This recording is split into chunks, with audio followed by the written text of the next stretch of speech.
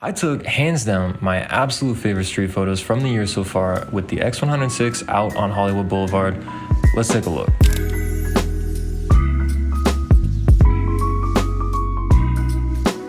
Hello again, and thank you so much for stopping by. My name is Nick, full-time traveler, street photographer, and wannabe filmmaker here on YouTube. I talk about photography and adjacent topics sort of like this every single Monday, so if you enjoyed this video, stick around and help me get famous enough to quit my day job. Today though, I just want to focus on the photography, if that's cool. You know, reflect on the best photos, maybe talk about a couple of quick takeaways, quick update about the X100VI now that I've owned it a few months, that sort of thing. But mostly I just want to let the photos shine and speak for themselves because, again, these are some of my favorite street photos that I've taken this whole year.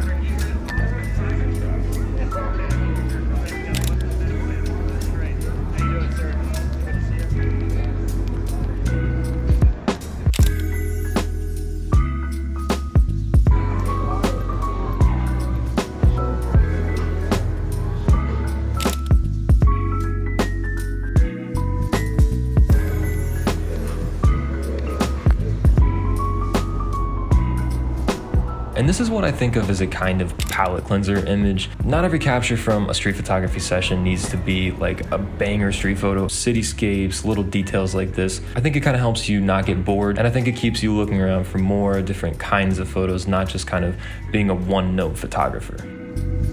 Okay, so in this one, I really wanted to do something with the stars on the Walk of Fame. I think that this worked out pretty well. I tried to pick a star where the light was good and the name was recognizable. So I picked out Will Rogers and I just kind of waited for the right feet to enter the scene. Again, just wanted to do something that really screamed Hollywood Boulevard.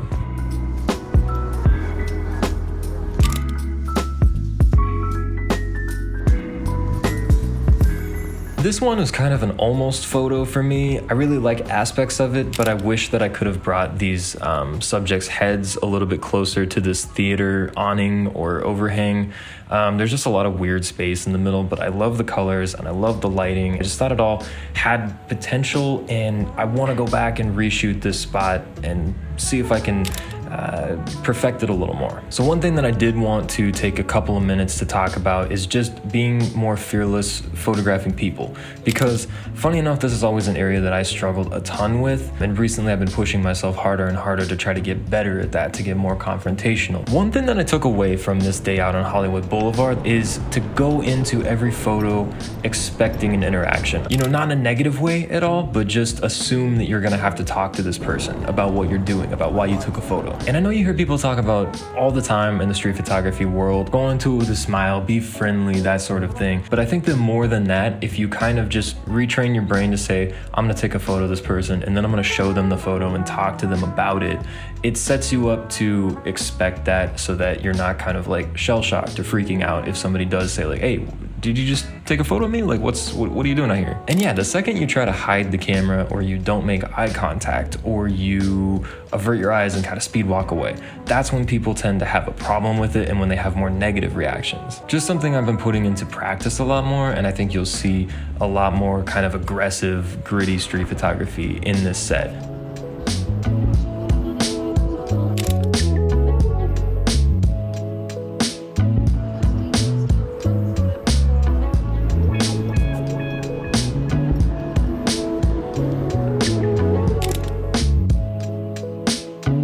Yeah, check it out. That's beautiful, man. Nice to meet you. Thanks. Hang it in there. No, please take your time. I appreciate you.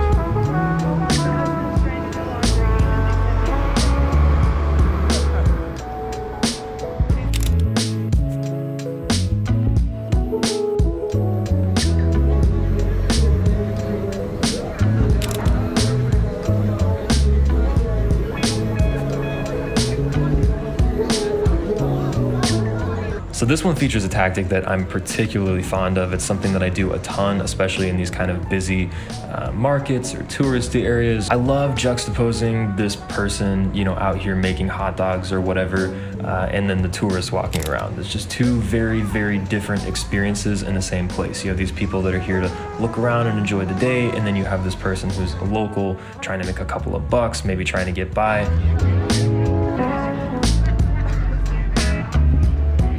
Another quick thing I'll say, when you want a specific shot like this, where you have a scene and you have a lot of people walking through it, a lot of the time when you raise the camera up to take the shot, everybody, you know, kind of like looks at you and tries to figure out like, why is this guy pointing a camera at me? If you just kind of hold your ground, hold the camera up and go statue mode for a couple minutes, a lot of the time what'll happen is you'll get kind of a fresh batch of people that walks through the image and they don't even notice you're there. You know, and I think it's just because you didn't have the motion of lifting the camera up to your eye or moving it up to chest level or whatever. So yeah, just a quick tip for getting photos like this where the subjects aren't all like mean mugging the camera.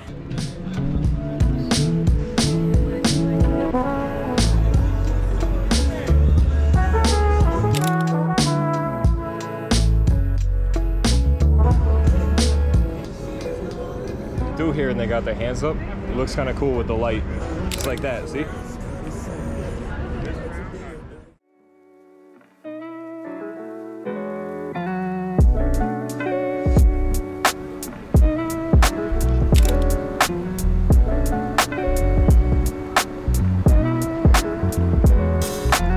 And my GoPro did not have as much storage left on it as I thought, so you're going to be seeing a little bit more of my face for this last set of photos around dusk, but you should stick around because I really love these last few.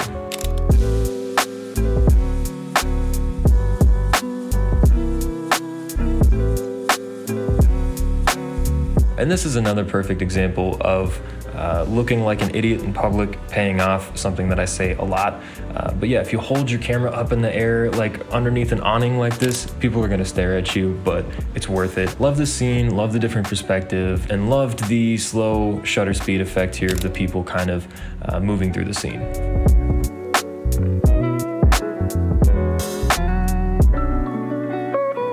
This is an opportunity or a scene that I just saw out of the corner of my eye. I saw this old fortune teller box sitting on the sidewalk and I thought, what if I shoot through it and kind of give you Zoltar's perspective of these people walking by, and the glass just with all this texture, the smudges and scratches of a life out on Hollywood Boulevard being abused by tourists all day.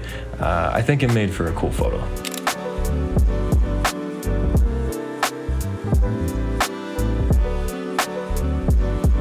And in this one, I'm actually taking advantage of an opportunity that another, I think, street photographer created. The guy was a stranger. I don't know who he was or what he was doing, but he was out with a camera and he was shooting these two girls. I don't think that they were modeling or it was a professional shoot. I think he just stopped them and asked for a photo, which is kind of funny because he happened to set me up for this perfect shot where they're both posing. It's a really interesting image, just lighting wise, with their hair being backlit and the rays of light kind of bursting through the scene. Love the drama of it, and shout out to that random street photographer who helped me set this up accidentally.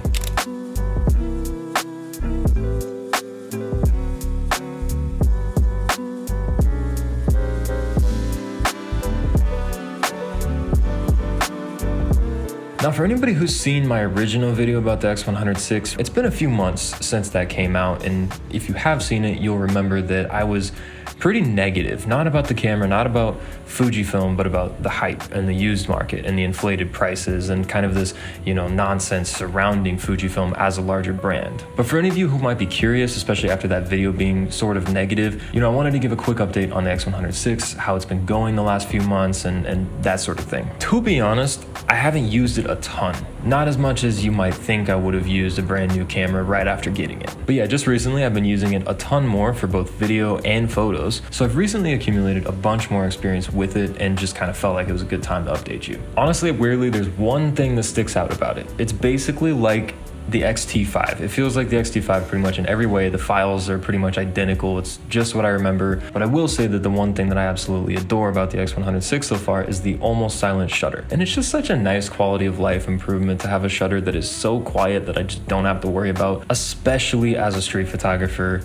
It's just a magical feature. Negatives, honestly, not a ton. It feels good, it looks good, it has just barely enough custom buttons. One thing I would say, as an insane person trying to use it as a hybrid camera, almost using it in video sometimes, I really wish that I could switch the function of the custom buttons in video mode versus photo mode, but that's a problem across the entire Fujifilm lineup, not just this camera. Yeah, obviously not a ton of people out there using it seriously for video, so it's probably a non-issue. I just hate those like screen swiping shortcuts and would always welcome another couple custom buttons, or like I said, the ability to remap them in photo mode versus video mode. So that's it. Hopefully you guys enjoyed these images from Hollywood Blvd as much as I enjoyed creating them. I think that the X100VI performed admirably on this day out. It's a camera that I continue to be more and more excited to work with. The X100VI is proving to be extremely versatile and extremely fun to use, and I haven't really minded not being able to change lenses as much as I thought I would. That said, I'm a huge fan of 35mm, so maybe it's just the right tool for me, or the right tool for me on